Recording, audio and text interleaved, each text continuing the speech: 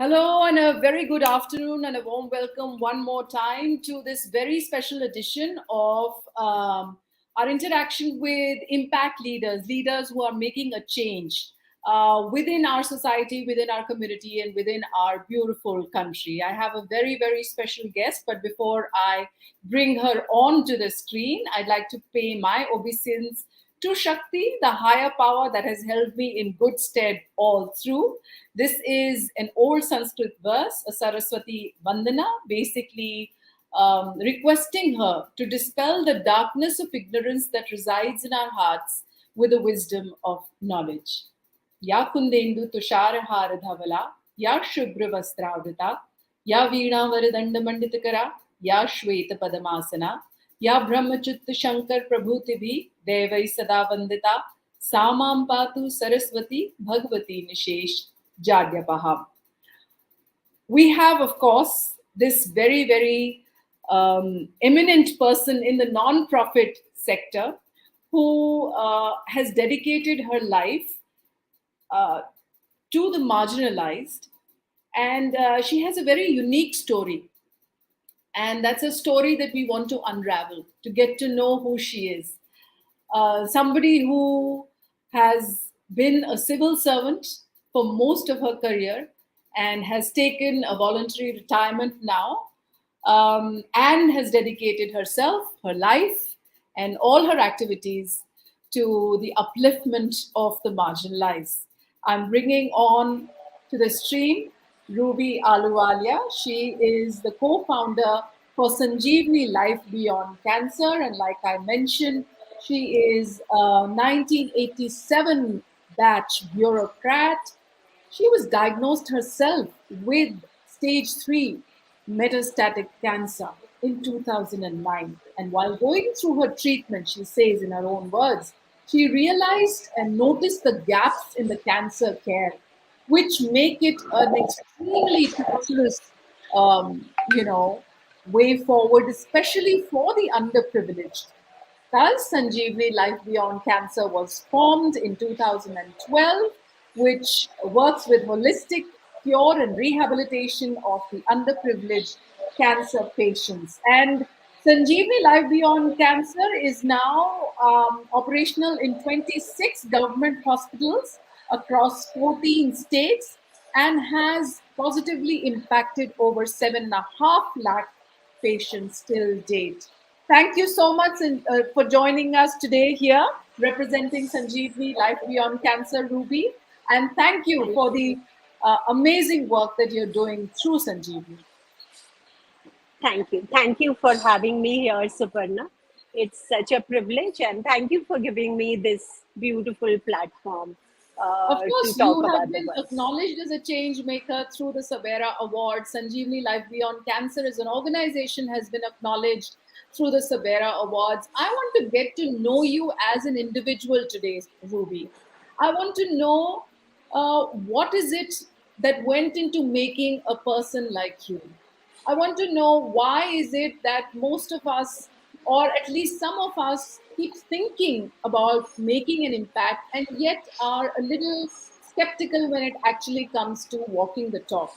So, what was it with you that kind of sealed the deal with you with Sanjeevi? But first, we want to get to know how your childhood was like. What were your influences? Childhood was a very simple childhood, Suparna. I belong to Uttarakhand. So I grew up in this small place called Dehradun. And my father was in the government service, he was a police officer. The whole of my family is in the forces. And so we had a small family, me and my brother and my parents. And so I studied, and I was a very outdoor person since the very beginning. I was much into sports. Swimming has been my thing for a very long time. Water has been my thing for a very long time, actually. Swimming happened later. And traveling and getting into anything which is adventurous and which gives me an opportunity to explore something new, I think has been my driving force since the childhood. And you've Uh, explored quite a lot. You've been a painter, you paint avidly, you've written books, and now you've also taken a decision to move to Goa. And as we were having this conversation, I was like, wow, I mean, you go swimming every day in the sea or the pool, depending on how the weather is. And you've actually now established your base in the old Goa, where yeah, the villages and you've adopted pets. So you're living your life to the fullest, the way you would imagine, And a lot of us keep absolutely. thinking about this, but we're somewhere kind of locked with the amenities of the city that the city offers and the work that we are in. But you've also been working for all of your life. You've been a bureaucrat. Yeah. And so while growing up, was this influence always there that you need to, I mean, why did you take up civil services? So there were two things. One thing which was very clear in my head since the very beginning was that I wanted to be financially independent. Independence came very naturally to me, and finance was, of course, a very big part of it. And civil services, because we are talking of those times in 1987 batch of civil services that I am. At that time, the liberalization had not happened the way it has happened now. So when you spoke of impact, you wanted to create an impact, you look for the biggest canvas which can become available to you. And to my mind at that time, and of course the environment around me, made me believe that the biggest canvas which will come to me to make the kind of impact that I want to make will come through a position in the government. And civil services looked like the best way to enter the government at that time. And it never ever disappointed me in that sense of the word. I got the canvas that I wanted to work on. I got the opportunities that I wanted to kind of contribute with. So I had a very, very beautiful career. So basically impact बनाना है, impact effect करना है, ये हमेशा से दिमाग में था आपके. तो when you were in your services, what was the opportunity that you got to be able to make an impact, if we were to talk about any one area? Suparna, I spent a lot of my career in the railways, and finance has been my very, very strong point. I've done my MBA finance, then I did my CFA. So, finance has been a very big thing with me. And there was a time when I was even thinking of World Bank and all that. And later I realized, no, that is not where I can do the groundwork. So I decided to stay in here. But one of the most beautiful projects which I did, talking of railways, was the Konkan Railways. When Okay. Konkan Railways was happening, actually, it was a greenfield project, and it was extremely challenging in terms of the terrain which was being attempted for the first time. In fact, even the Britishers had not attempted this terrain because it's a very difficult terrain with a lot of soft soil. So it is difficult to put in the tunnels actually in soft soil. So it is an engineering marvel.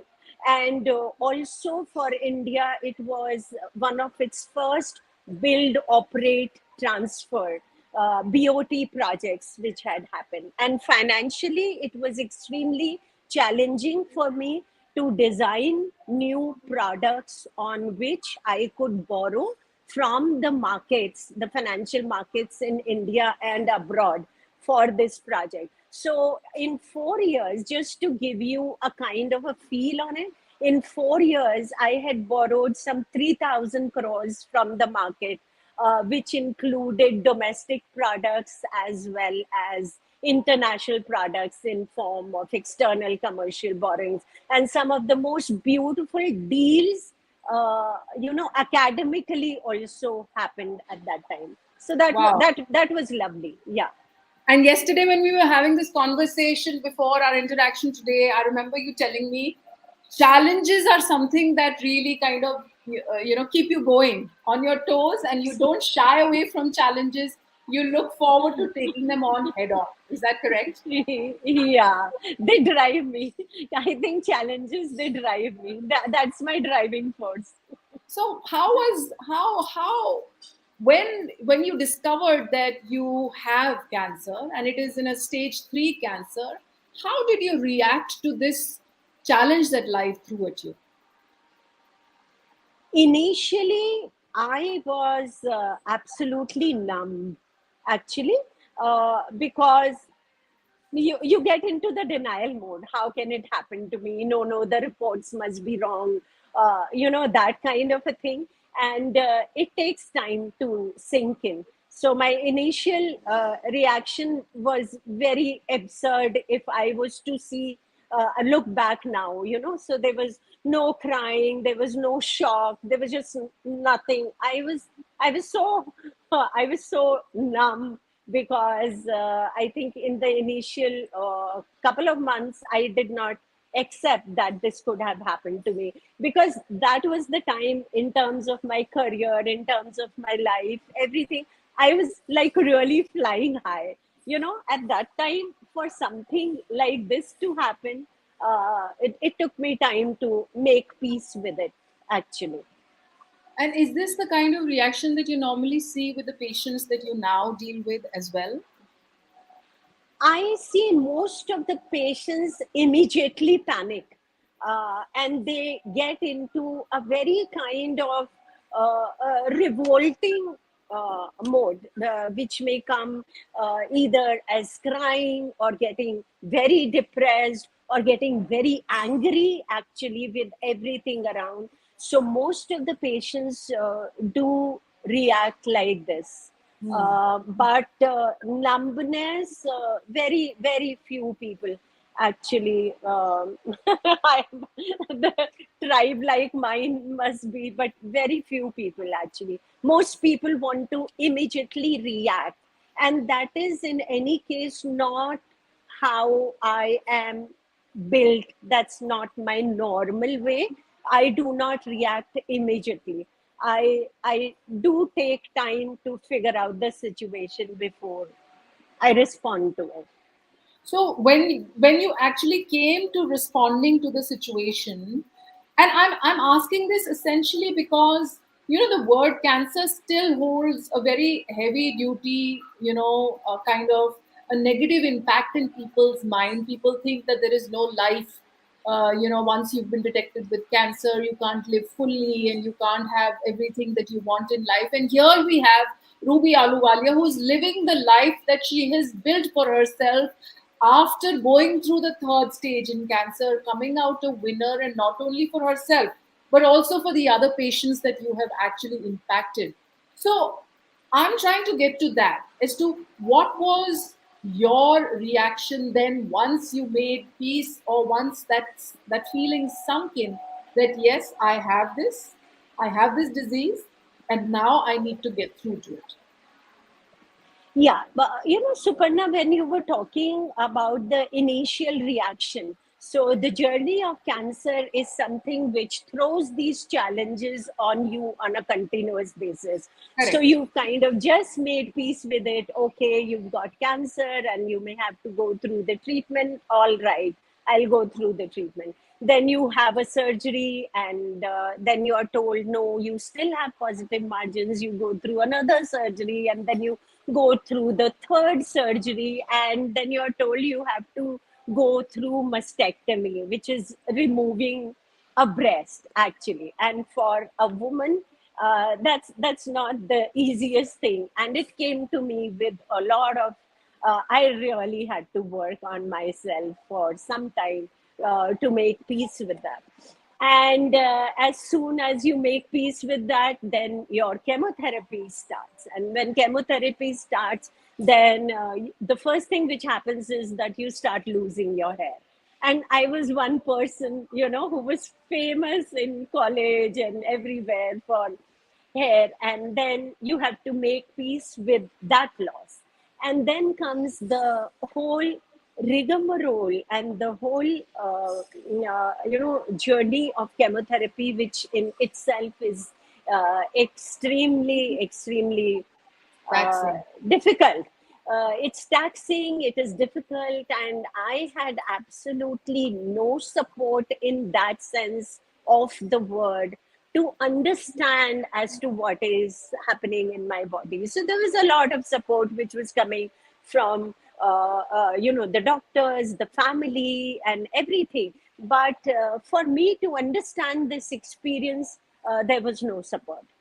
Also, I think a lot of times, even though family and friends may mean well, but since they're not in that situation, they're also not prepared how to react to that situation, how to react to the person who's going through that. I think that emotional uh, way of being able to support somebody, nobody teaches this in school or Yes, college. It's only when yes. it is thrust upon us that we falter, and then maybe we learn through our mistakes.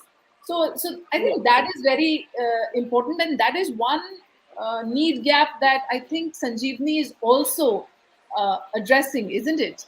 So we'll get to that, but then finally, when was the trigger for you to say that, okay, I have gone through this, these are my learnings, I continue to go through this, but I would also like to reach out to I think we lost Ruby because of the internet, but she's back here. The challenges are okay for her. No challenges big enough. Yeah. So what I was asking about was, what was the final trigger for you to start Sanjeevi?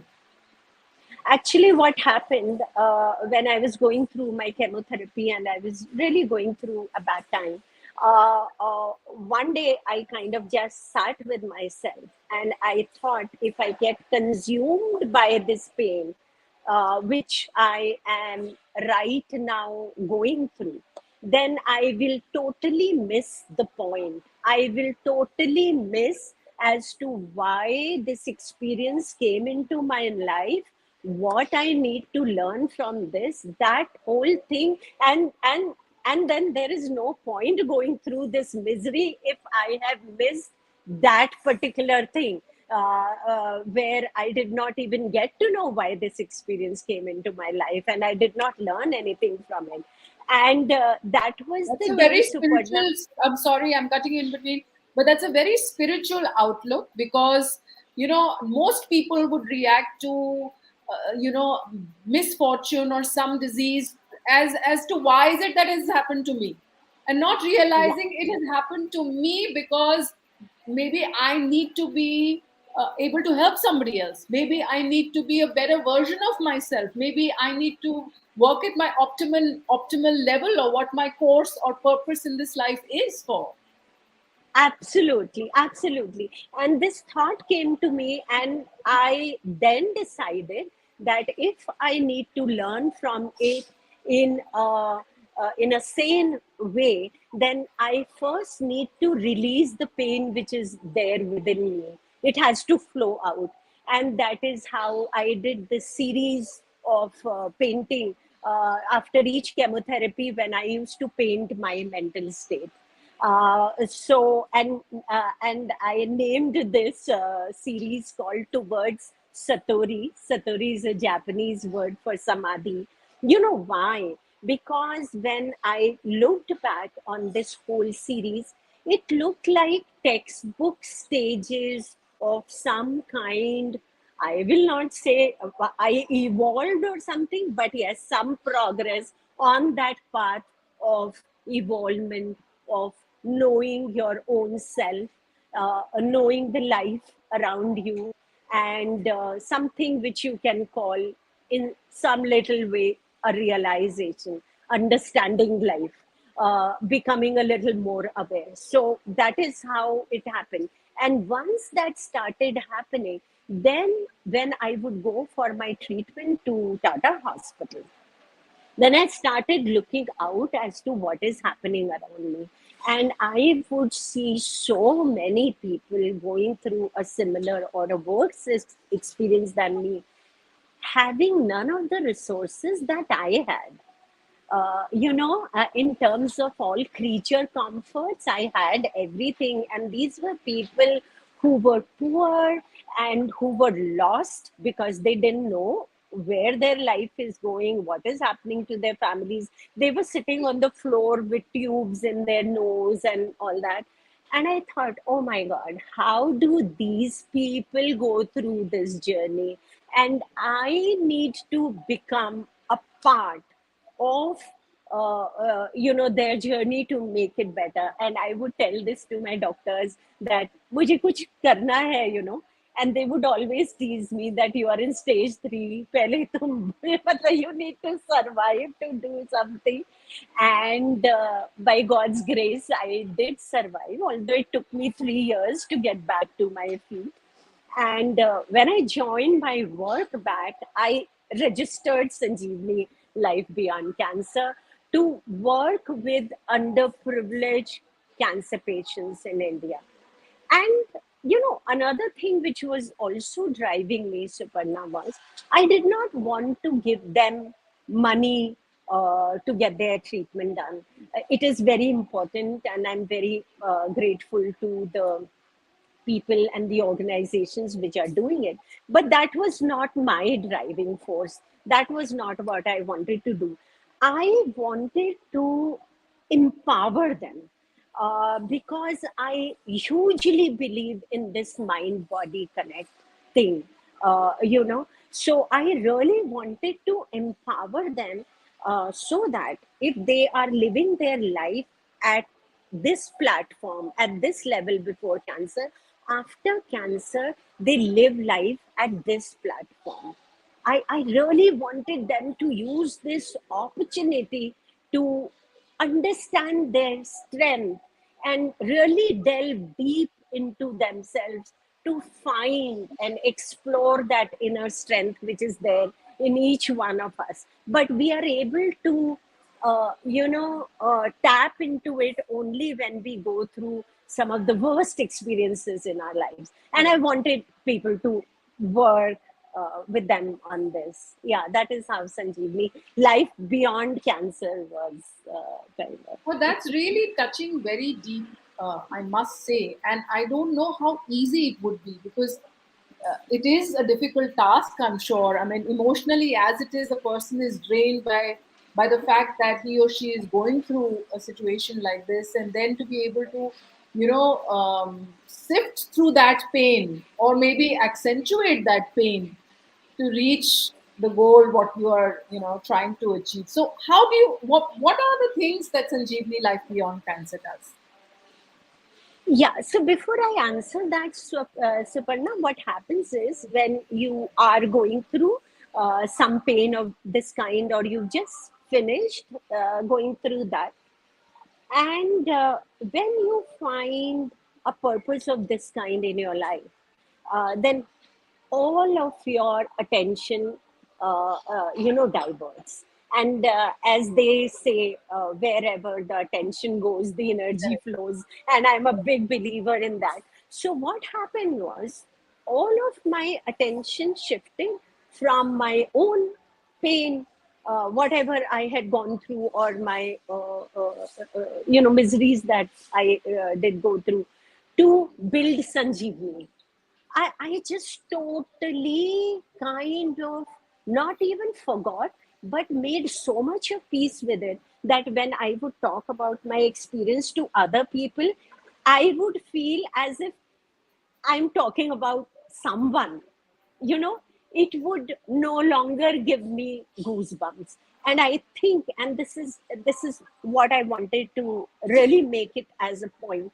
When we find a purpose and we divert our energies, we we start making peace with ourselves in a much better and a stronger way. And Correct. that could be one of the ways which people can utilize actually to come out with whatever confusions and whatever problems and whatever issues and concerns they are going through in life.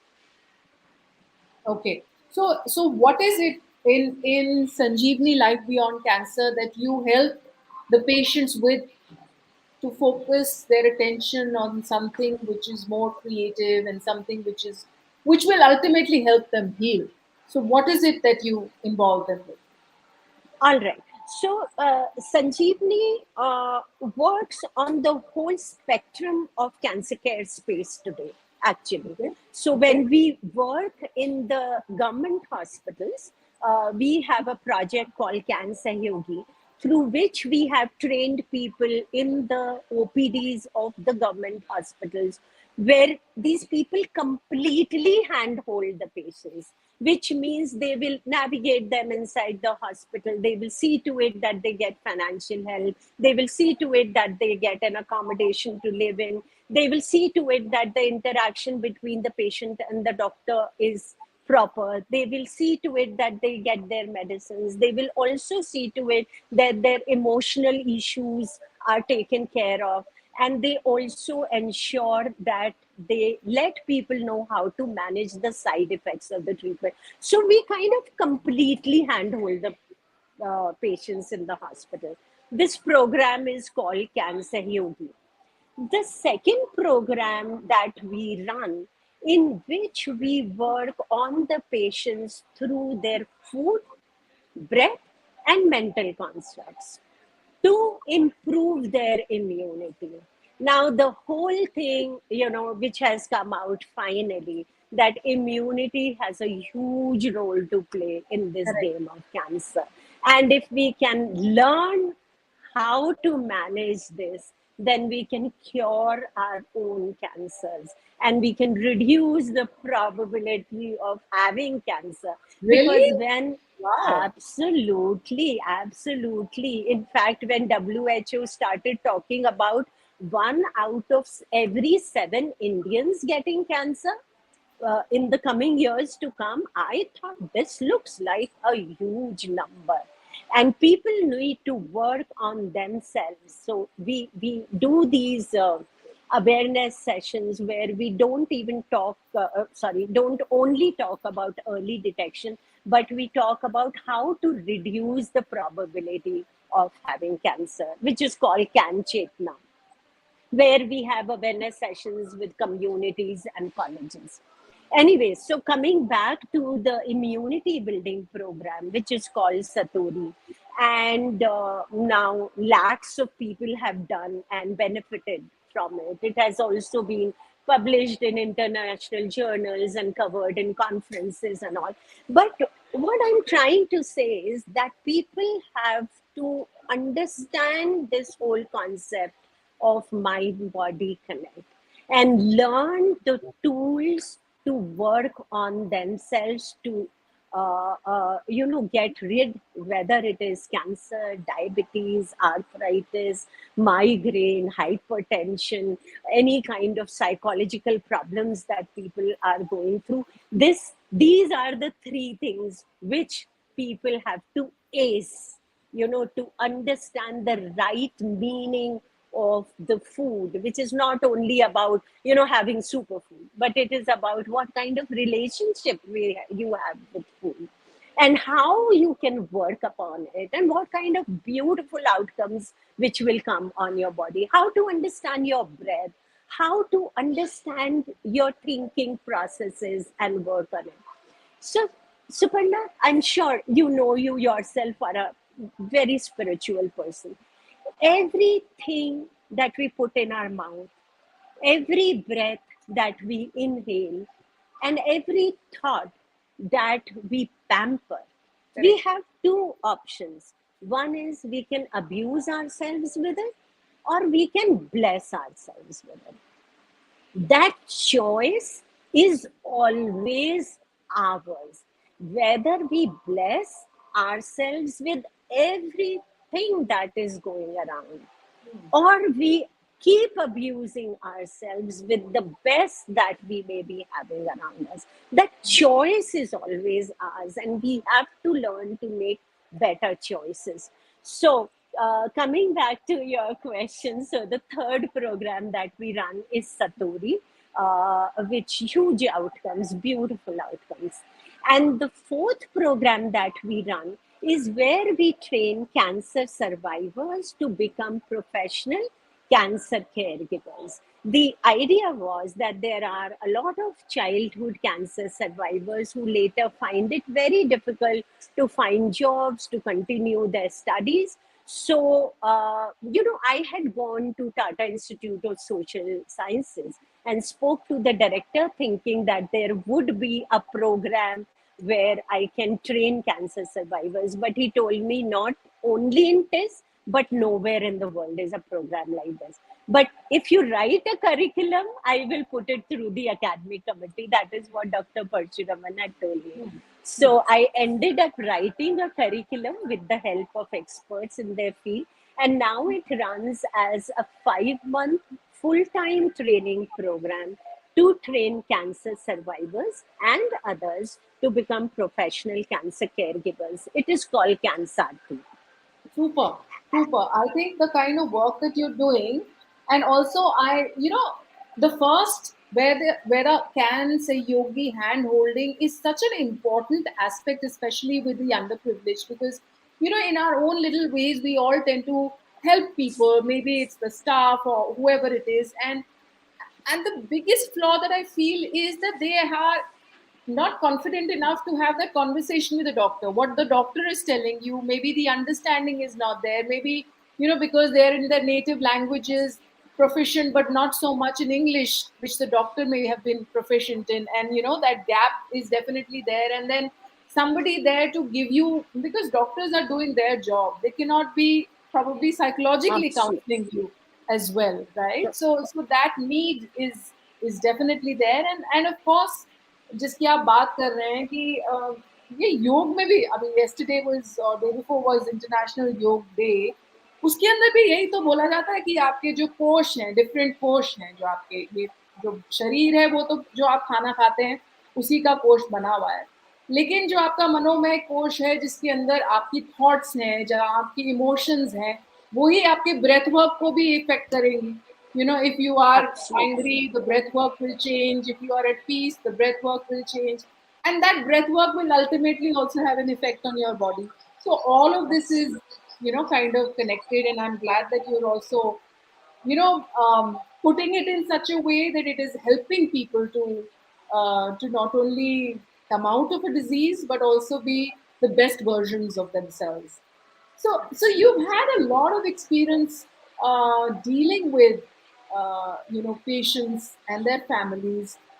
I I would want to know any one anecdote that you want to share with us that has left an indelible mark with you and is inspiring you today and can inspire the people who watch this interaction.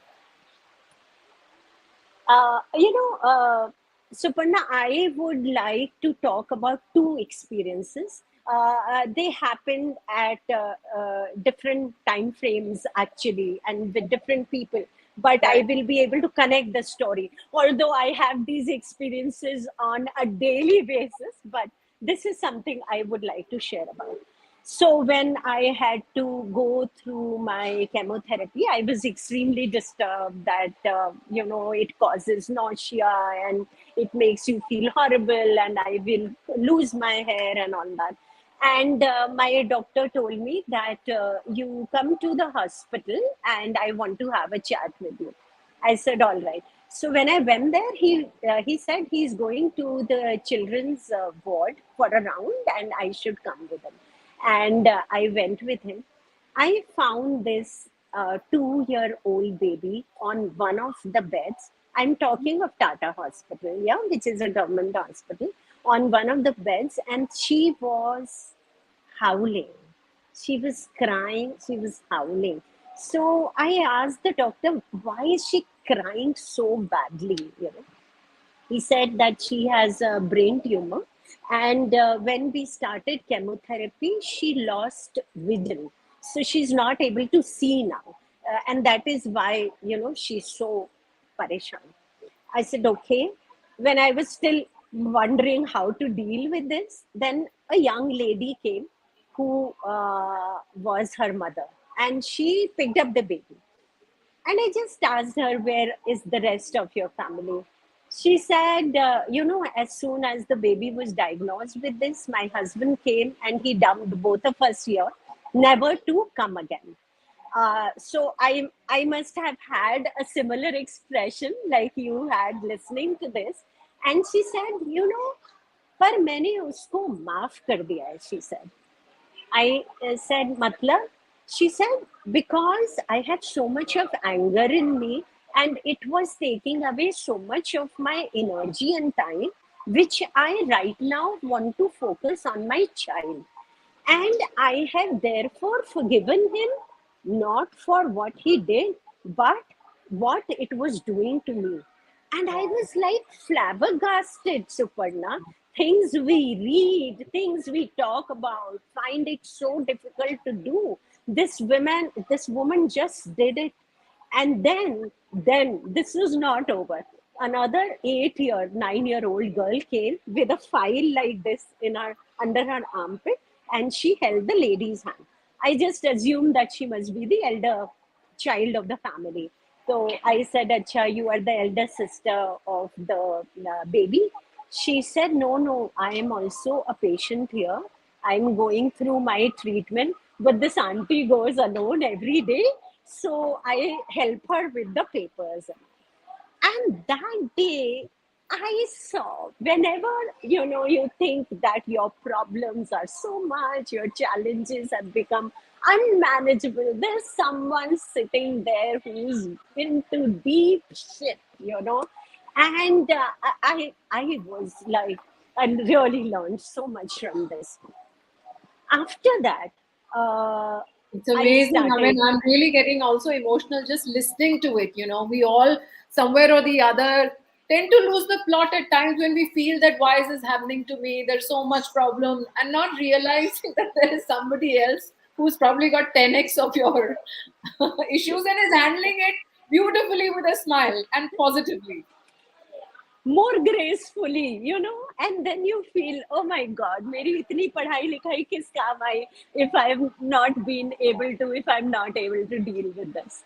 uh, and then after a few years of that, I had started Sanjeevani, and one of the programs that I spoke about, which is called Satori, which is working on the immunity of the patients. This was a 1 month program at that time, and there were 50 participants in that particular batch of 1 month.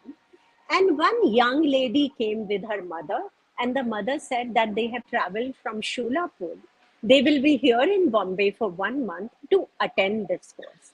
I said, all right. What is the problem? She said, my daughter, when she got to know 2 years back that she had cancer, she stopped talking. She does not talk. Her voice is gone. The cancer, she has been treated, she's okay, but she just does not talk. I said, all right. So we put her through the program, and every day we would have different kind of sessions with her. This young lady would interact, would do the whole session properly, but would not speak, would not speak. And then on the last day, we used to have an open mic system where people could come and share their experiences. So when we were doing that, then this lady raised her hand. And I thought to myself, what will she do? She's wanting to come to the mic, and the coordinator even told me कि उसको छोड़ के किसी और को ले लेते हैं, limited time. I said, no, let us take her. She came, and Suparna, the first thing she said was, Ruby ma'am. And then तो she started off, ऐसे हुआ था, ये हुआ था, फिर मेरा ये हुआ, ये वो. And she spoke for like half an hour. And her mother still keeps in touch with me, and she says that day my daughter opened, and we had started thinking that she's got some physical problem, obstruction here, that she's not able to speak. She just, and that made me believe so much in my own work. बोलते हैं ना, you fall in love again. with your work. So that was that moment for me, Wow. actually. Wow. What was her Yeah. name? Her name was Sheetal, and she had come from Sholapur. Sheetal from Sholapur. Wow. How inspiring is this, you know? And this is something that I've seen with whenever I've interacted with people who are working in a development sector, somewhere or the other, the passionate ones are the ones who've actually taken their own personal challenges head on and have channelized, like you have, their energies into helping other people who are going through similar challenges or may not have the kind of resources that they do. And I think they are doing some amazing kind of a job. And they say that while monies may not be there, I mean, having lived a life as a bureaucrat, you know how well respected civil servants are in the country. They have everything taken care of, they have all that kind of help that they have, and then to actually go into the development sector, which is a challenge, you know, which is a challenge, a of course about the monies, you know, you're always out there wanting to sustain yourself, survive yourself, but the very fact that, you know, incidents like this give you so much fulfillment that you, that's See, what really kind of keeps you going. Is that how it is with you? I'm sure. totally, totally.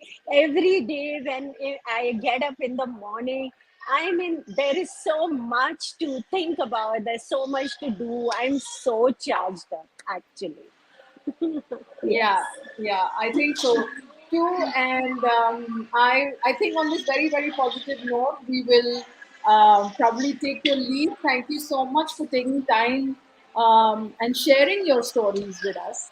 I think that is very important and inspirational. Sabera's main intention all through is to help build this positive narrative, this positive, you know, kind of a feeling amidst all our country, men and women, because I think it's high time we focused on the positive and we highlight the people who are actually working with the positive, who are creating a change in the country. And that's how Sanjeevni Life Beyond Cancer and Ruby totally fit the bill as being a SABERA awardee. And I would urge everybody listening to this now, later on, you must also become part of our community that celebrates good, that recognizes good, and that hails positivity, as we have seen here in our conversation with Ruby. Thank you so much, Ruby, and I hope that I can meet you in Goa very soon because your house sounds so exciting with all the animals and the pets and the sea nearby. So very looking forward, and thank you so much, Suparna, for doing the work that you are doing through Sabera, creating these platforms which are so very important actually for the development sector. Thank you so much. Thank you. All the best. Bye bye.